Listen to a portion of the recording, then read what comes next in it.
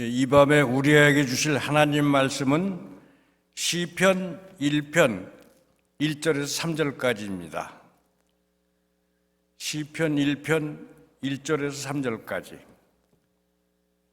찾으신 줄 알고 제가 봉독하겠습니다. 복 있는 사람은 악인의 꾀를 쫓지 아니하며 죄인의 길에 서지 아니하며 오만한 자의 자리에 앉지 아니하고 오직 여호와의 율법을 즐거워하여 그 율법을 주야로 묵상하는 자로다. 저는 시냇가에 심은 나무가 시절을 쫓아 과실을 맺으며 그 잎사귀가 마르지 아니함 같으니 그 행사가 다 형통하리로다. 시편을 우리 들어와서 1권을 들어가면요, 다른 데는 저자가 누군가가 나오는데 시편 1편은 저자가 나오지는 않습니다. 그러나 분명하게 문맥을 통해서 보면은 시편 1편은 저자가 다윗입니다. 사실은 시편의 한 3분의 1을 다윗이 썼습니다. 시편 1편은 시편 전체의 틀을 구성하는 그러한 그 시편의 시작이기 때문에 다윗이 문맥만이 아니라 다윗의 전체적인 생각이 사실은 이 안에 들어 있습니다. 복 있는 사람은, 우리가 이 시편을 읽을 때 조심해야 될 건요, 시편이 무슨 복을 얻으려면은 이런저런 조건을 우리에게 주면서 이렇게 하면 이런 복을 받습니다라고 그렇게 생각하면 큰 오산입니다. 시작을 어떻게 합니까? 복 있는 사람은, 복이 이미 우리에게 임한 사람에 대한 얘기입니다. 복이 임한 것 누구에게 임했습니까? 하나님의 관계를 가진 사람, 언약 백성에게 하나님은 일방적으로 그에게 찾아오셔서 복을 주신 겁니다. 그래서 여기서는 복을 얻으려면 이러한 것을 해야 되고 저런 일을 해야 된다, 어떤 조건을 얘기하는 그러한 그 구절이 전혀 아닙니다. 그런 식으로 우리가 이 시편을 읽기 시작하면요, 시편 전체 속에서 시편이 얘기하려고 하는 것을 다 놓쳐버리고 맙니다. 시편 전체에서 우리에게 복을 얘기할 적에는 하나님은 먼저 우리에게 복을 주신, 그리고 복받은 자다라는 것을 선포를 하시면서, 그러면서 오늘 이 복을 받은 자의 삶의 증거가 어떻게 나타나야 된다, 어떤 결단이 있어야 된다, 그리고 하나님께서 우리에게 주신 이 복이 우리의 삶에 어떠한 모습으로 나타나야만 그것이 바로 복받은 자의 모습이 된다 하는 것을 보여주려는 그러한 그 너무나 뚜렷한 목적이 있습니다. 그래서 언약 백성에게 이미 임한 이 복을 살아가는 우리의 삶이 어떠해야 된다 하는 그러한 그 복에 대한 개념을 우리에게 또 충분하게 설명을 하고 있습니다. 자, 보세요. 복 있는 사람은 이라고 얘기합니다. 여러분, 이 복에 대한 그 개념을 우리가 제대로 알지 못하면요, 시편에서 얘기하는 복을 또 다 놓쳐버리고 맙니다. 오늘날 우리의 삶이 굉장히 윤택해졌죠. 예전보다 삶의 수준이 많이 높아졌습니다. 그러다 보니까 서서히 기복신앙, 성공신학, 아니면은 다양한 그러한 참 우리의 삶에 모든 것을 좋게 하는 그러한 신학적인 것이 미국에서부터 시작하여 그 다음에 유럽으로, 저 남미로, 아시아와 아프리카로 계속 흘러 넘치게 됐습니다. 복이 굉장히 편협적이 됐지요. 복이, 하나님께서는 엄청나게 큰 복을 우리에게 주셨음에도 불구하고, 그러나 그 복을 우리는 굉장히 소극적으로, 그리고 굉장히 이기적으로 우리와 연관을 시켜 복을, 하나님께서 허락하신 그 복의 큰 그러한 그 복의 개념을 우리의 생각대로 아주 조그만 복으로 만들어버리고 말았습니다. 내 가족, 내가 잘 되는 것, 그것이 우리는 복이다 이렇게 생각을 합니다. 이기적인 신앙이지요. 내가 세상에서 가진 소유가 많아지고 좋은 학교 다니고 좋은 직장을 또 찾고 나서 돈을 많이 벌고, 그 다음에 모든 것이 내 위주고 내 사업이 잘 되고, 그 다음에 내 기도조차 목표, 지향적이 돼서 하나님께 달라고만 합니다. 그런데 하나님은 우리에게 그러한 아주 저차원적인, 차원이 별로 그렇게 하나님께서 생각한 그러한 그 아주 고차원의 복이 아닌 그러한 그 복으로 우리를 채워주신 것이 아닙니다. 하나님은 이 세상은 그냥 잠시 지나가는 것이에요. 세상에서 하나님을 알고 하나님과의 귀한 관계를 우리가 또 계속 유지해가며 하나님께서는 이 땅만이 아니고 영원으로 우리에게 이 복을 주신 겁니다. 우리 노아전도에 이제 7학년 후반으로 가고 8학년 초반으로 가신 분들이 계십니다. 하나님께서 우리의 삶을 얼마나 이 땅에서 살게 할지 모르지만요, 이 뒤를 돌아보세요. 여러분은 복받는 분입니다. 여러분이 귀한이 하나님의 복을 풍성하게 오늘도 받고 누리고 살아가고 계시는 복입니다. 그런데 여러분, 그 복은요, 우리가 이 땅을 다하면서 끝나는 복이 아닙니다. 하나님 우리에게 허락하신 그 복은요, 엄청난 하나님의 사랑의 복으로 말미암아 영원으로 이어지는 복입니다. 그래서 그 복을 우리가 영원으로 누리게 하기 위해서는 하나님은 이 땅에서 우리에게 우리가 원하는 것만 주시지 아니하십니다. 때로 우리가 필요 없는 것, 아니면 때로 우리가 하나님 왜 이것이 우리에게 와야 됩니까 하는 고난조차도 하나님은 때로 우리에게 허락하실 때가 있습니다. 왜요? 그것이 우리에게 신앙 인격을 형성하고, 그 신앙 인격이 이제 우리가 영혼으로 들어갈 때 하나님께서 우리를 통하여 이루시고자 하는 가장 큰 하나님의 목적이 우리의 삶에서 이루어지기 때문입니다. 그래서 오늘 우리는 하나님께서 예비하신 복이 무엇인가 알아야 되고요, 복받은 자가 되려면요, 하나님께서 우리에게 요구하시는 삶의 모습이 무엇인가 하는 것들을 같이 한번 생각해 보고자 합니다. 첫 번째, 하나님은 우리의 삶에서 끊어야 할 것을 결단하라라고 하십니다. 1절의 시작이 아주 재미있게 시작이 됩니다. 복 있는 사람은, 그래서 여러분은 이미 복 받은 사람이라고 선포를 하고 시작을 하죠. 근데요, 그 다음에 뭐가 나옵니까? 악인들의 꾀를 따르지 아니하며 죄인들의 길에 서지 아니하며 오만한 자들의 자리에 앉지 아니하고. 즉, 세상의 모든 사람이 따라가는 그 길에서 성별되고 구별되라 하는 것을 요구를 하고 있습니다. 근데 여러분이 한번 보세요. 왜 하나님께서 시편을 시작하시면서 제일 먼저 우리에게 주신 말씀이 모든 것을 금지하라라는 그러한 그 내용으로 정하셨을까요? 보니까 긍정적인 것이 아니고요, 부정적인 것이 먼저 나옵니다. 왜 그렇습니까? 우리의 죄성 때문입니다. 아무리 우리가 복받은 자고 아무리 우리가 하나님과의 관계 속에서 하나님의 귀한 자녀가 되었어도 여전히 우리 안에는 죄성이 남아 있습니다. 그래서요, 하나님을 믿지만 여전히 죄성에 빠르게 반응하는 그러한 그 부분들이 우리의 삶에 많이 있다라는 거지요. 그것이 바로 우리의 근본입니다. 우리는 평생 이것을 잘라내야 되는 그러한 그 삶의 성화의 과정에 있다라는 거지요. 그래서 하지 말아야 될 것을 하나님은 먼저 끊지 않으면은 우리가 효율적으로 하나님께서 우리에게 원하시는 그러한 그 삶을 살아가는데 어려움을 겪는다라는 것을 보여줍니다. 저는 선교지에 있으면서 이 정글에서 살았습니다. 때로 한국에 요즘에는 회사들이 와서 인도네시아와 말레이시아에 길을 많이 내줍니다. 여러분이 길을 내는 데 있어서 이 정글에 길을 낼 때 길을 깔기 이전에 해야 될 것이 먼저 있습니다. 뭘 합니까? 나무를 베어내요. 돌을 치워냅니다. 그리고 잡초를 제거합니다. 그리고 그 길에 모든 길을 내는 데 있어서 방해되는 모든 요소를 다 먼저 치워버립니다. 그리고 나서 그 다음에 아스팔트를 깔고 길을 냅니다.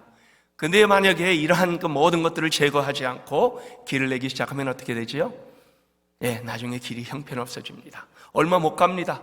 그리고 길을 다시 내야만 합니다.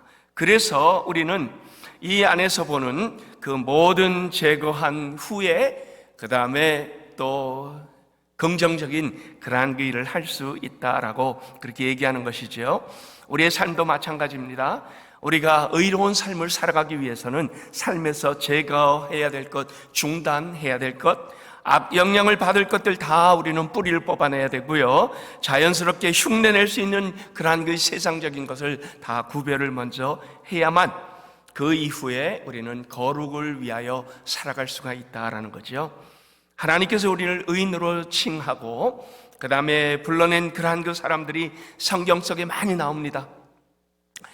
노아, 아브라함, 모세, 그리고 그 다음에 제가 계속 나열할 수 있습니다. 근데 여러분, 이분들에게 하나님께서 가장 먼저 요구하신 것이 뭡니까? 떠나라. 그렇지요? 세상에서 구별된 삶을 살아가려면 내가 너를 불러, 그 다음에 너와 이 귀한 관계 형성을 했으니까 떠나라 했어요. 방주를 만들어라. 죄악된 세상을 등져라. 갈대아 우르를 떠나라. 애굽을 떠나라. 왜요? 죄악이 만연한 삶의 환경을 떠나지 않으면요, 우리는 익숙해져 버립니다. 그리고 그 삶 속에 구별된 삶을 살 수가 없습니다.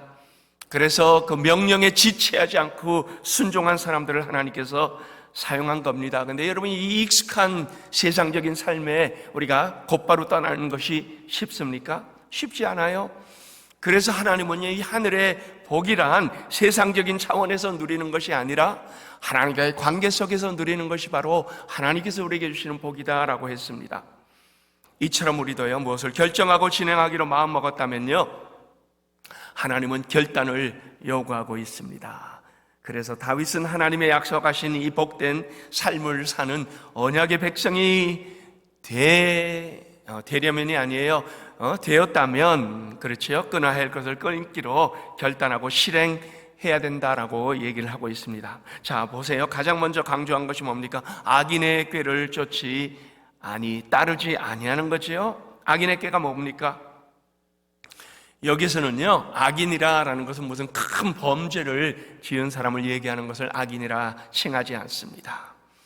세상에서 하나님과 상관없이 살아가는 사람들, 내 자신이 주인이 되어 내 욕심대로 사는 사람들이요, 하나님의 뜻은커녕요 하나님의 존재에 대해서 안중에도 없습니다. 관심조차 없어요. 그런데 여러분이 한번 보세요. 세상이 우리에게 뭘 부추깁니까? 성공해라, 부자 되라, 돈 많이 벌어라, 유명해져라, 세상에서 박수받고 영광 누려라. 이것이 이 세상에서 우리에게 추구하라라고 계속 부추기는 그러한 그 부분입니다. 세상에 보이는 것이 우리에게 목적이 되는 거죠. 그런데요, 하나님을 아는 사람에게는 다른 인생관이 주어져 있습니다. 무엇이지요? 마태복음 6장 33절입니다. 그런즉 너희는 먼저 그의 나라와 그의 의를 구하라. 그리하면 이 모든 것을 너에게 더하시리라. 하나님께서 이 필요한 것은 아십니다. 그러나 하나님은 그것을 우리에게 첫 번째로 요구하는 우리의 삶의 우선권이 아니고, 우리의 우선권은 하나님과의 그 관계 속에서 하나님께서 보여주시는 것이 우선일 때, 그 차후에 오는 것들은 하나님께서 친히 채워주시리라, 이렇게 순서를 분명히 했던 것입니다. 삶의 목적이 다르기에 우리는 그 안에서 그 귀한 하나님과의 관계된 삶을 살아갑니다. 보세요. 하나님의 복을 받은 사람들 성경에 무수하게 나타납니다. 근데 여러분, 그들의 인생을 보면 별로 그렇게 특별한 것이 없습니다. 그들은 흠이 없는 사람들이 아니었어요. 남보다 더 뛰어난 사람도 아니었습니다. 근데요, 왜 하나님께서 그들의 인생을 그렇게 축복하셨습니까? 여기 보니까 그들의 삶에는 한 가지 공통점이 있었습니다. 하나님과 연결되어 자신이 원하는 것을 추구하는 것을 찾지 않고요, 하나님의 영광을 위하여 나는 조연됨을 너무나 확실하게 알았던 겁니다. 그것을 위해서 하나님의 뜻이 무엇인가, 하나님께서 나에게 원하시는 것이 무엇인가를 꾸준하게 확인하고 찾고 알고 나면 순종하는 그러한 그 삶을 살았던 사람입니다. 여러분이 한번 다윗을 보세요. 다윗은 흠이 많은 사람이었어요. 잠시의 정욕을 이기지 못해 간음을 했습니다. 그리고 그것을 은폐하기 위해 살인도 했습니다. 그런데요, 하나님께서 여전히 다윗을 뭐라고 부릅니까? 내 마음에 합한 자로다라고 불렀습니다. 왜요? 하나님은 그의 죄를 본 것이 아닙니다. 그가 선지자로부터 지적을 받고 바로 그의 말씀이 찔러서 그는 그 죄를 인정했지요. 하나님 앞에 회개했습니다. 통해 자복했습니다. 그리고 하나님과의 관계를 끊지 않으려고 무던히 노력을 했습니다. 하나님, 주 앞에서 저를 쫓아내지 마시고 주의 성령을 저에게 거두지 마옵소서. 우리 시편 51편에 보면 그의 간절한 기도가 나오고 있습니다. 하나님께서 무엇 때문에 그를 선택하셨는지 그는 너무나 잘 아는 자였습니다. 잠시의 실수, 우리 모두가 다 할 수 있습니다. 그러나 하나님의 마음에 합당한 자는요, 그것이 아니라 다시 하나님께 돌아가는 자, 다시 하나님과의 연결을 끊지 않으려고 무던히 우리의 삶의 결단을 하는 자를 하나님께서 인정해 줍니다. 그리고 하나님의 은혜를 간절히 원했던 것 무슨 가치입니까? 하늘의 가치를 다윗은 너무나 분명히 알았던 것이지요. 여러분, 요즘 경제 불황을 겪는 분들이 참 많습니다. 근데요, 제가 이 성도님들을 위해 기도하면서요, 제 기도는 하나님 그분들이 빨리 삶에서 그 모든 것을 이겨내게 하시고 풍성함으로 다시 돌아오게 하옵소서라는 기도가 아닙니다. 그렇게 되면요, 성숙할 수 있는 기회를 다 버리고 맙니다. 오히려 저는 하나님, 어떠한 어려움을 겪든지요, 그 어려운 시기를 통하여 하나님과 하나님 나라와 그 의를 구하는 것을 배우게 하시고, 이제는 내 힘과 신념으로 사는 삶이 아니라 하나님의 은혜를 간절히 간구하고 사는 삶으로 바꿔주옵소서. 여러분, 그것이 우리의 기도가 되어야 됩니다. 본문의 말씀을 한번 보세요. 악인의 길을 따르면 어떻게 됩니까? 거기서 끝나나요? 아니에요. 보세요. 그 다음 단계로 갑니다. 죄인의 길에 서게 됩니다. 그리고요, 그 다음 또 다음 단계로 갑니다. 오만한 자의 자리에 앉게 됩니다. 바로 이것이 죄의 특성입니다. 한 가지 우리가 그냥 무시해버리면 그 다음 단계의 죄로, 그 다음 단계의 죄로 계속 넘어가게 돼 있는 거지요. 그리고 그 다음에 목표 잘못 설정하면요, 그러면 우리는 점점 하나님으로부터 멀어집니다. 여러분, 성경에 죄인이 뭐예요? 목표를 빗나간 것이 우리의 죄지요. 그래서 삶의 방향이 바뀌지 않으면 아무리 빨리 달려도, 아무리 열심히 우리가 돈을 벌어도, 많이 소유해도 별 볼 일 없는 자가 돼버리고 마는 겁니다. 목표를 하나님 그래서 우리에게 재점검을 하라라고 했습니다. 삶의 목적이 하나님의 영광이 될 수 있는 우리 노아 전도회 회원들이 될 수 있기를 바랍니다. 여러분이 살아온 날, 그리고 앞으로 살아갈 날, 여러분이 삶의 너무나 분명한 목표가 하나님 안에서 하나님의 그 관계 속에 이루어지는 아주 복된, 그리고 복받은 모두가 될 수 있기를 예수 그리스도의 이름으로 축원합니다. 두 번째로 순종을 결단하라라고 했습니다. 2절에 보세요. 순종의 결단이 나옵니다. 오직 여호와의 율법을 즐거워하며 그의 율법을 주야로 묵상하는도다. 거부할 것을 첫 번째 결단한 후에요, 실행하는 과정에서 무엇을 하라고요? 여기 보세요. 율법을 묵상하라라고 합니다. 하나님과의 그 관계를 더욱더 굳건하게 가져라라는 것을 요구하지요.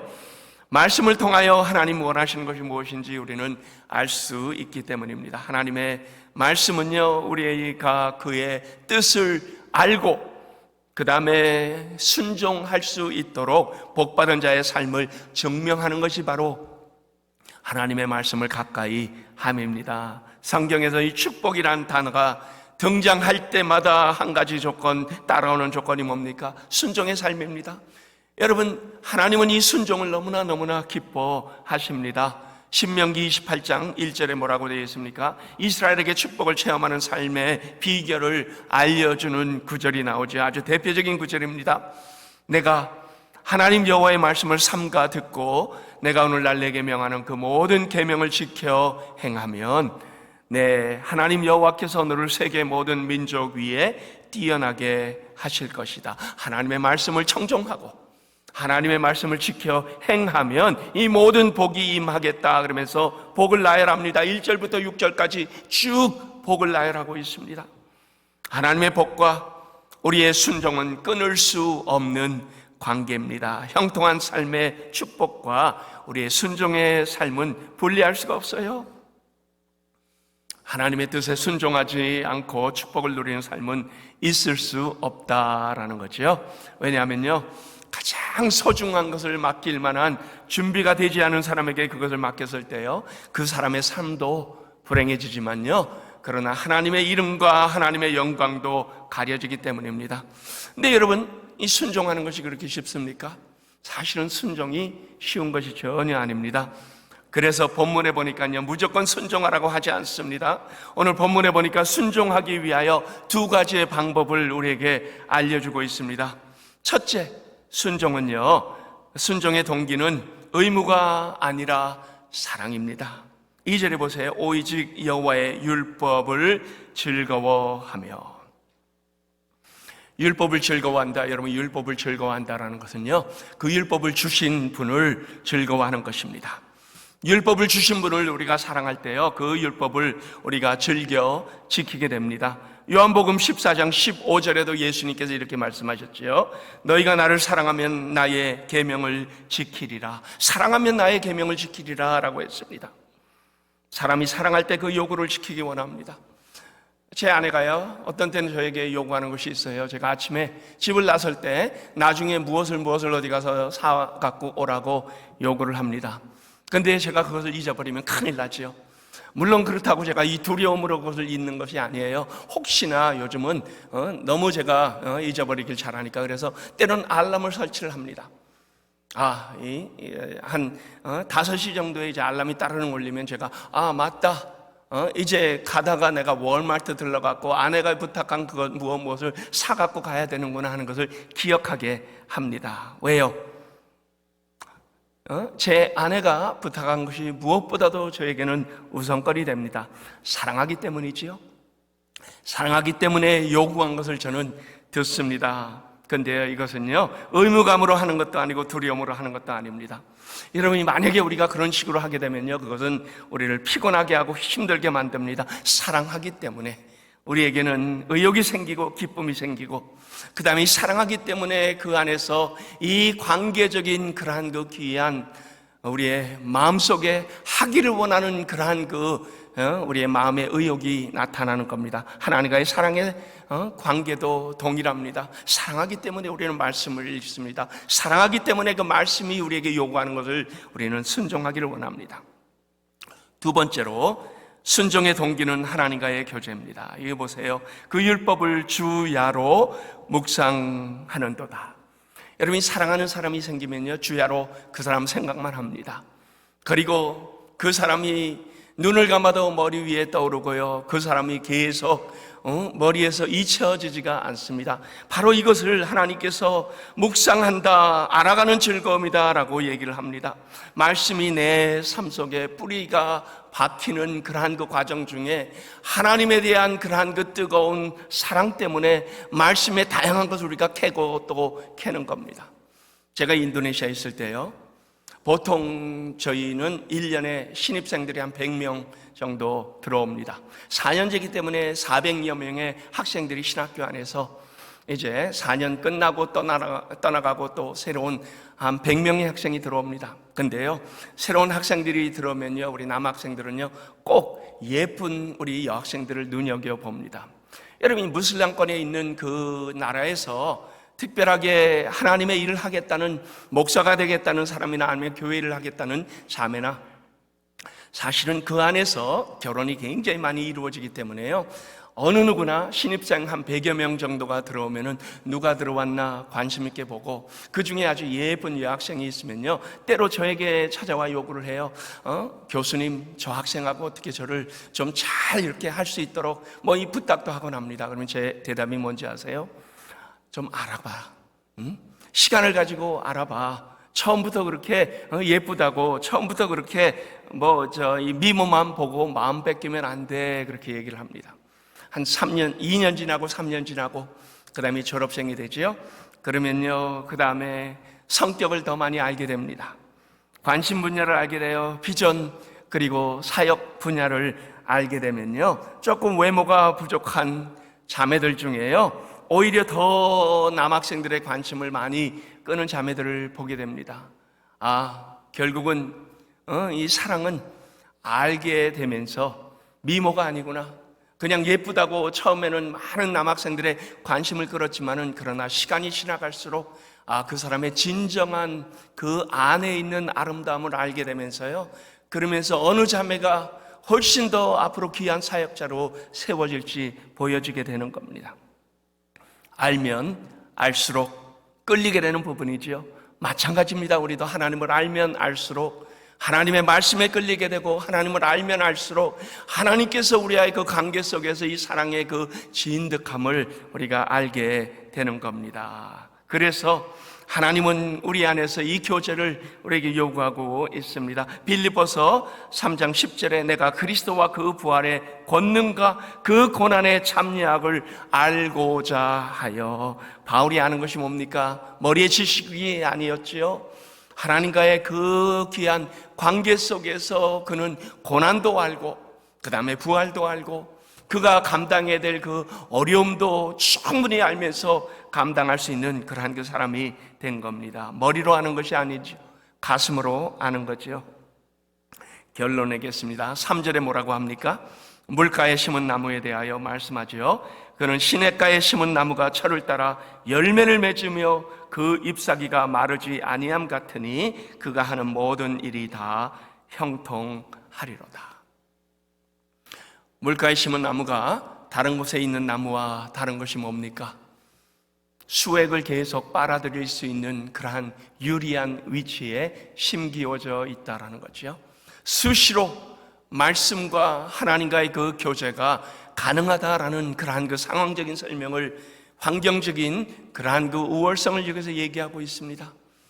저는 우리 노아전도회만이 아닙니다. 우리 모든 영생교회가 바로 이렇게 하나님과의 그 귀한 관계를 통하여 하나님께서 우리에게 주신 복, 이미 복받은 자들입니다. 이 귀한 복이 우리 안에 넘치도록 이 땅에서, 그리고 그 복으로 인하여 우리가 점점 하나님께서 원하시는 그러한 그 모습으로 변화되어 가고 영원으로 향하는 그러한 그 아름다운 하나님의 깊은 섭리가 우리 영생의 모든 가족 위에, 그리고 특별하게 오늘 헌신을 하나님께 다짐하시고 헌신 예배를 드리는 모든 노아 회원들 위해 임하기를 예수 그리스도의 이름으로 축원합니다.